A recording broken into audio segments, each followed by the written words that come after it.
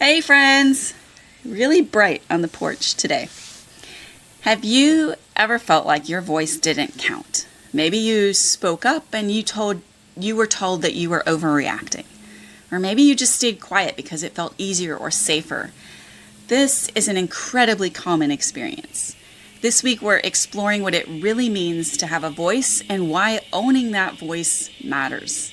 Hey friends, welcome to From the Threshold. I am Renee Hill, and each and every Saturday I come to you from my own front porch, my literal threshold, to offer you a moment of reflection for anyone living a creative life.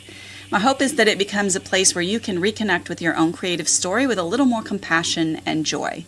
So wherever you're listening from, I am so glad that you're here. I'm doing this a little differently this week because right now, as this releases, I am on my way to a tailgate event with family and friends. So I am not actually live. I pre-recorded this for you. So we're going to try it this way this week and see if it works. I may have to do it again really soon. Over the next few weeks, we're going to be exploring the theme of voice. This is a new month here, and we're going to be talking all month about this idea of voice. What it means, why it matters, and how we begin to own it and reclaim it in a world that often makes silence feel safer. Voice is one of the ways that we carry our humanity. It's not just the words we say out loud, it's the presence that we bring, the perspective that we offer, and the identity that we live from. This week we're starting at the beginning, what it means to have a voice at all, because before we can talk about silence or the costs or the risks, we have to understand the gift of voice itself. And as always, I'm going to start with a story. This moment is from decades ago. I was sitting in a private counseling session, and the counselor was talking about my actions and me as a person. And he was describing me and saying some things that it triggered this feeling of, that doesn't sound like me. Like, how are you getting that? So he said at some point when I called him on it, or not called him, but asked him about it, like, why are you saying these things? He said, you're someone who bottles things up and then you explode. And I remember like sitting there blinking, surprised. I had never exploded in my whole life. Oh, we got butterflies again. Yes, I held things in. Yes, I often went quiet. But explode? That wasn't me. I don't think I'd ever exploded. I probably would have been healthier if I had. So I stopped and I'm like, I'm confused. That's just not true. I've never exploded. Why would you think that? So he then described a story that my then husband had told him about me, that indeed painted that picture, but was also flat out not at all what had happened. After telling my perspective of the incident, he looked at me and thought for a moment and admitted, that is not at all the story that I was told. What he didn't realize in that moment was how deeply that experience, that his words cracked something open in me. Because suddenly I could see what I had been living inside for a very long time. My voice wasn't only being ignored. That was something I already recognized. But it was being rewritten. And that was the first time I saw it clearly, that silencing isn't always about staying quiet. Sometimes it looks like someone else telling their version of your story for you and having that be believed. Apart from the idea that obviously my relationship was more broken than I had thought, it really brought home to me that our voices are not just the sounds that come out of our mouth. Voice is presence. It's the way that we carry ourselves in a room. It's perspective, the lens through which we see and name the world. It's identity, the thread that says, this is me, this is true. Psychologists tell us that voice is more than communication. It's how we form identity and agency. When our voice is muted, our sense of self begins to fracture. Sometimes our voices roar, sometimes they whisper, and sometimes they go quiet, completely silent. Maybe out of fear, out of habit, or because it feels or is safer. But no matter what the volume, voice is always part of what makes us human. To reclaim our voice is to reclaim ourselves, because when we lose our voice, we lose connection to ourselves. And when we reclaim it, we reclaim presence, integrity, and agency. And for many of us, creativity is where that reclaiming begins. On the page, in fabric, in color, or stitch, we practice saying what we feel is true before sometimes our voice can say it out loud. Our creative work becomes a safe place to hear ourselves again. So, I think I said this a moment ago. What struck me most in that counseling room was not just that my voice had been dismissed.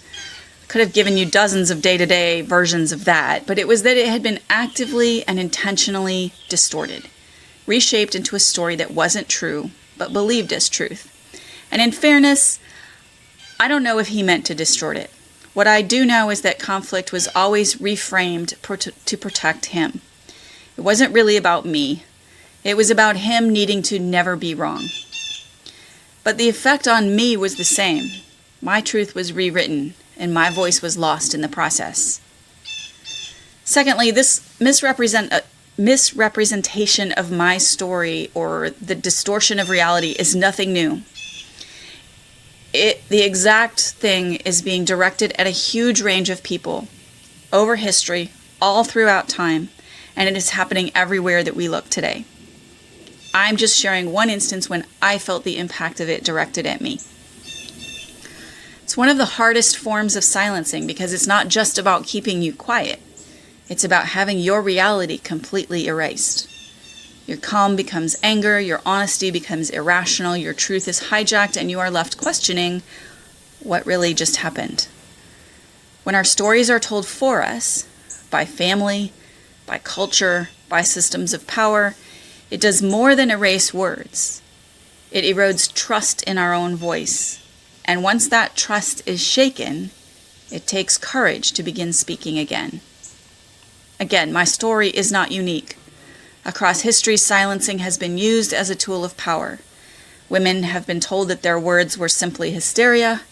Enslaved people were physically, emotionally, and mentally silenced.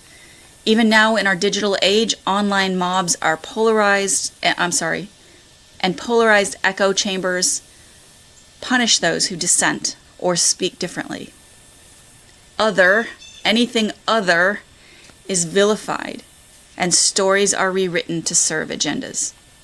Silencing takes many forms. It can be dismissal, or distortion, or punishment, but the effect is the same.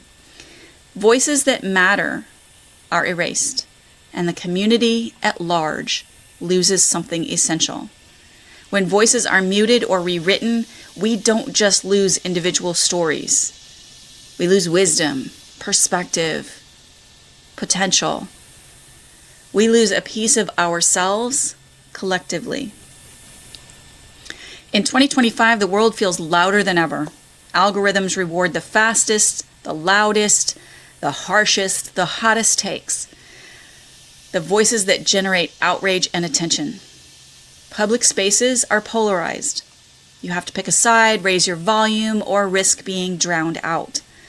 And in that kind of climate, silence can feel and frankly be the safest option.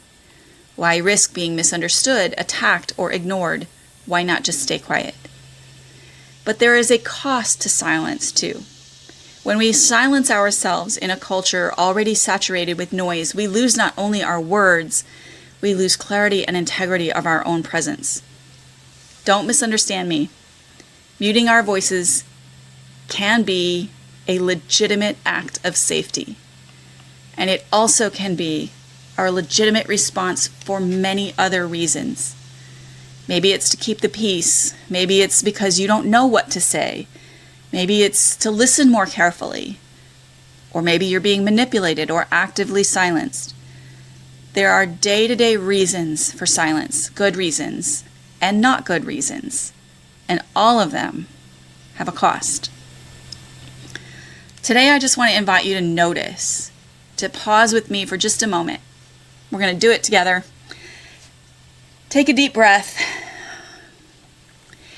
You can close your eyes or not close your eyes, but think of one place in your life where your voice feels clear, it feels strong or purposeful. Maybe it's with a trusted friend. Maybe it's in your journal or in a place where you don't have to perform, in your creativity or with your children. Notice how that clarity feels in your body. What does it feel like? Now think of one place where your voice feels muted, self-edited, or silenced. Maybe in a meeting or your family, or maybe in your own self-talk. Notice what story or label seems to sit on top of your silence. If it helps, write it down, sketch it out, give it shape to your clear voice and your muted voice. Creativity has always been a way to hold truths that we are not yet ready to speak aloud. We're not fixing or changing right now. We're just noticing, because the act of noticing is the first step to reclamation, to reclaiming your voice. So there are some things that I want you to remember today. Silence is not always wrong. Sometimes silence is wisdom. Sometimes it's survival. But when silence becomes the default, when it keeps us from showing up in our own story, that's when it costs us something important. Voice doesn't have to be loud to matter. It doesn't have to fill the room or convince anyone else of anything. Your voice matters because you matter. Even if it's whispered, even if it's written in a journal that no one else will read, even if it's still shaky or spoken only to yourself. If you're longing for a safe place to explore the idea of reclaiming your voice, I have a creative journal and a workshop that might be your next step. They are designed to give you space to notice where your voice feels clear, to name it where it feels muted, and begin reclaiming those parts of yourself at a pace that feels healthy to you. Think of them as containers, spaces where your voice can stretch without pressure and where your truth is always welcome. The journal will be available on Amazon probably about a week after this airs, and the workshop will be hosted live Sunday, September 14th. It's available for early bird pricing through Tuesday, and if you miss it live, there will be an online replay version available as well. I'll drop the links below. Only if they are your next right step. So let's close. Today, we've named an important truth, that voice is not just sound, it is presence, perspective, and identity, and owning it is part of reclaiming ourselves. We've seen how voice can be muted through dismissal, distortion, or the sheer noise of our culture, and we've practiced noticing where your voice feels clear and where it feels muted. Expression is how we live true to ourselves and how we offer something essential to the world around us. And remember, our creative lives are one of the best places to practice voice. A quilt, a journal, a brushstroke, these are not just art making or craft making. These are ways of giving presence to what is inside of us long before we might want to share it with the world. Next week, we're going to go deeper. We're going to talk about the cost of silence, what happens when staying quiet becomes our default, and why reclaiming our voice matters not just for us, but our communities as well. And of course, I will be right here again next Saturday on the threshold. If you'd like to come on back, I would love to have you. Until then, stay passionately curious.